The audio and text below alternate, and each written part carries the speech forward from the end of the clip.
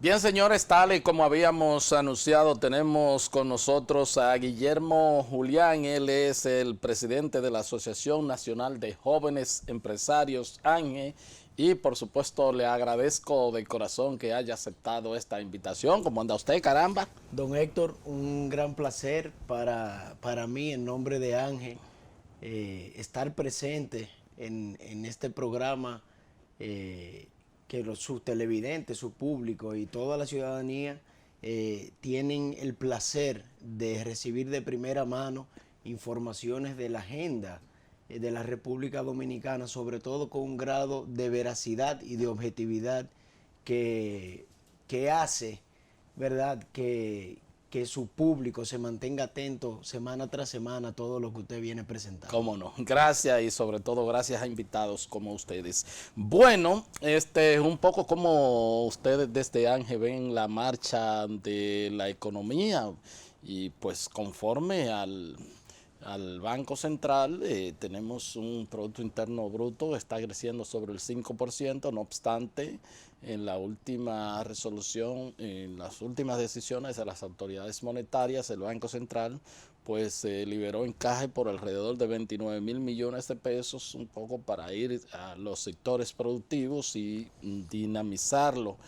¿Cómo, qué sienten sobre las potencialidades, cómo se está desarrollando todo el aparato productivo nacional y entonces cuáles son también las debilidades que ustedes creen que acusa el modelo económico? Sí, mira, Héctor, nosotros entendemos que, tal y como tú lo dices, en la República Dominicana, si hacemos un análisis de la región, digamos que con los países que son nuestros competidores y aliados a la misma vez, nosotros tenemos una posición geográfica estratégica que le estamos sacando ventaja, pero que entendemos que debemos sacar mayor partida. En el sentido con la apertura de las relaciones con China, todos los barcos que pasan al norte de nuestra isla, que ahora mismo no tienen un puerto en la zona norte, donde podrían esos barcos tal vez pararse y darle servicios y dejar aquí mercancía, y nosotros, de todo lo que producimos en la zona norte, exportar, ¿no?, por esa vía. Eso es un aspecto de mejora que entiendo que entre el Consejo Consultivo de Competitividad se está explorando las vías de las alianzas público-privadas necesarias. Ahora bien, la economía de la República Dominicana tiene muchos años creciendo al ritmo de un 5 o 6 o más de un 5 anual, en todos sus sectores: manufactura, agricultura, comercio, servicios, hotelería, exportaciones, que es muy importante porque nosotros necesitamos como país generar divisas y por esa vía lo hacemos muy bien. Y nuestra industria manufacturera ha ido evolucionando. Lo que antes eran zona franca únicamente textileras han ido evolucionando a otro modelo de negocio con otro tipo de productos, como lo son productos médicos de tecnología muy avanzada, y cosas por el estilo. Con el encaje legal, nosotros entendemos que es una medida sana en estos momentos, sobre todo porque viene a estimular unos sectores específicos de la economía que son lo que más dinamismo le dan a la economía en términos generales.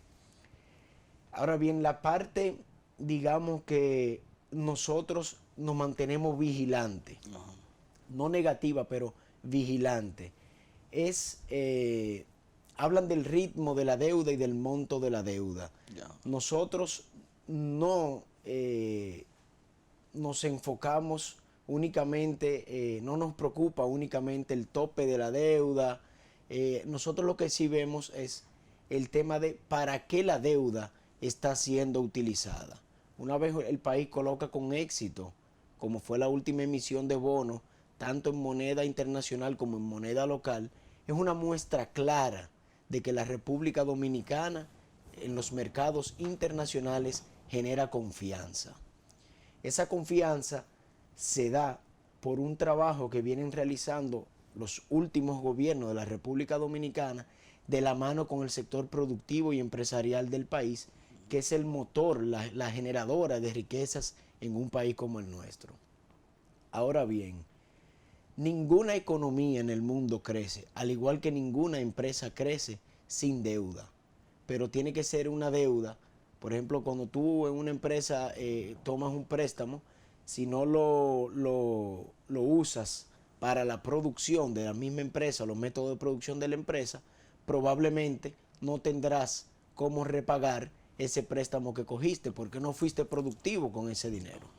Nuestra posición ha sido que la deuda debe utilizarse para crear mecanismos de inversión y crecimiento en el país que permitan el repago de esa deuda, pero que crezca la economía del país.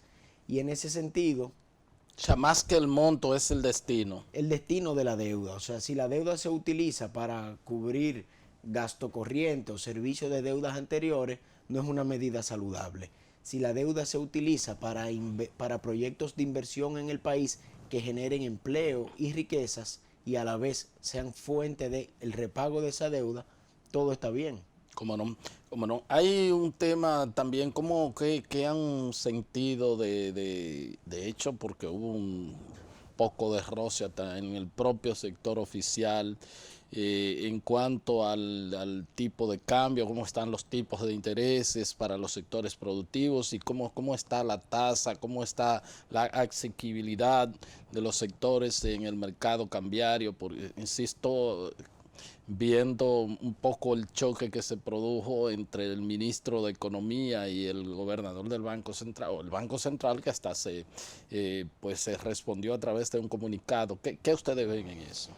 Mira, nosotros vemos que la política monetaria la traza la Junta Monetaria en el Banco Central y nosotros entendemos que ahí se han ido tomando siempre las medidas pertinentes y el tiempo así lo ha demostrado. Un país donde con los niveles de inflación que tenemos y los niveles de crecimiento que tenemos también, se ha logrado controlar la tasa del dólar. Se ha hecho un buen trabajo en ese sentido. Nosotros entendemos que la inversión del Estado debe estar dirigida a obras de desarrollo, como en parte se ha venido haciendo en los últimos gobiernos. Pero también todo el tema del acceso, de que usted mencionaba, la accesibilidad al crédito. Nosotros entendemos que la accesibilidad al crédito es mucho más fácil hoy día. Tú tomar prestado en una institución financiera o bancaria dinero para comprar artículos de consumo o hasta vehículos y no necesariamente esos créditos van de manera más fácil a la producción. Ya. Nosotros entendemos que el crédito debe ser fomentado hacia la producción de una nación, a los entes productivos de una nación, no necesariamente o no excluyendo a los otros sectores, pero que le sea más fácil a una micro, pequeña o mediana empresa tener acceso a ese crédito que le permita un crecimiento en la escala de clasificación empresarial y a su vez eso se traduce lógicamente en mayor calidad para sus empleados, mayor impacto en la comunidad donde operan, mayor retorno en términos de impuestos para el Estado y una empresa que va creciendo, una empresa que se va fortaleciendo. Nosotros entendemos que debe ser el camino a seguir. O sea, en términos de crédito, de acceso al crédito. O sea, ustedes entienden que es más, el sector financiero tiene un poco más, vuelca más fácil los recursos al sector consumo Sí. que a los sectores productivos. Sí, sí, correcto. No, estoy diciendo, no decimos con esto que no hay crédito al sector productivo, pero se estimula más el crédito al consumo. ¿Cómo no? ¿Cómo no? Bueno, entonces hay otro tema que ustedes como que menos, los trabajadores se quejan un poco de ustedes, de que eh, les regatea mucho un incremento salarial y entonces eh, bueno, en la medida también en que el trabajador tiene mayor capacidad, poder adquisitivo, pues demanda más, se crea un círculo virtuoso en la economía y así por el estilo, pero ustedes dicen que le están regatean mucho. ¿Qué es lo que está pasando? No, mira, en el Comité Nacional de Salarios, que es el órgano donde se reúnen las tres partes, un órgano tripartito, conformado por los empleadores, los trabajadores y las centrales sindicales que representan a esos trabajadores. Luego de varias reuniones, no hubo un consenso porque se alegaba que el sector productivo no quería llegar al punto de la negociación del salario mínimo establecido o requerido por ellos en la negociación. La realidad es la siguiente. La República Dominicana, y no es un capricho coyuntural del sector empresarial en estos momentos, nosotros tenemos que apegarnos todos a la ley. La República Dominicana tiene la ley 187-17 que ordena a una reclasificación empresarial. El sector privado en esa mesa lo que dijo fue: estamos de acuerdo con un alza en el salario mínimo.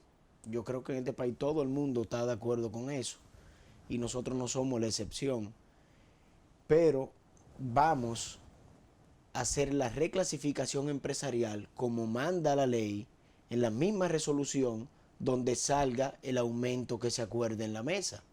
Entonces se quiso un poco desconocer el tema de la reclasificación y por eso no avanzó la conversación en otro lado. Nosotros entendemos que la ley de reclasificación está ahí y, como le dije, eso se traduciría no únicamente en una ventaja para el dueño de la empresa, sino para el empleado, que podría cobrar hasta más que lo que establece el salario mínimo, y para el propio Estado, que recaudaría más. Y la parte que nosotros desde ANGE vemos más importante en este tema es que la República Dominicana, según datos del propio Banco Central, el 52, hay fuentes que citan que es un poco más del 52% de nuestra economía es informal. Medidas como esta en la reclasificación que manda la ley, nosotros entendemos que ayudarían a formalizar gran parte de ese porcentaje de la economía informal que día a día sigue operando como quiera. Y además, datos de la propia TSS dicen que más del 85% del tejido empresarial de la República Dominicana es micro y pequeña empresa. Una reclasificación vendría a organizar todo eso y tendría como beneficio todo lo que ya le he citado. No es un capricho del sector empresarial, eso es una necesidad y es un mandato de la ley que no se ha cumplido desde el 2017. Pero ustedes están dispuestos a aumentarle el Claro salario, que ¿no? sí, y de hecho lo que se dijo fue, los voceros autorizados que estaban negociando por parte del sector privado en el Comité Nacional de Salarios establecieron lo siguiente: en la resolución que se ordena el nuevo salario mínimo, el acordado entre las partes en la negociación, que esa misma resolución ordene la reclasificación. Y ahí hubo cierta oposición y ahí se quedó. Pero no es que nosotros estamos ni obstaculizando ni en acuerdo con una mejoría del salario. ¿Cómo no? Y justo hablando de micro, pequeña empresa y todo esto, el tema fiscal, el tema tributario, de hecho yo he entrevistado aquí al propio director de impuestos internos y ha admitido que es un sistema bastante complejo, Sí. poco difícil el sistema de tributación de la República Dominicana y bueno, a veces uno que maneja estas pequeñas empresas se da cuenta de mucha situación.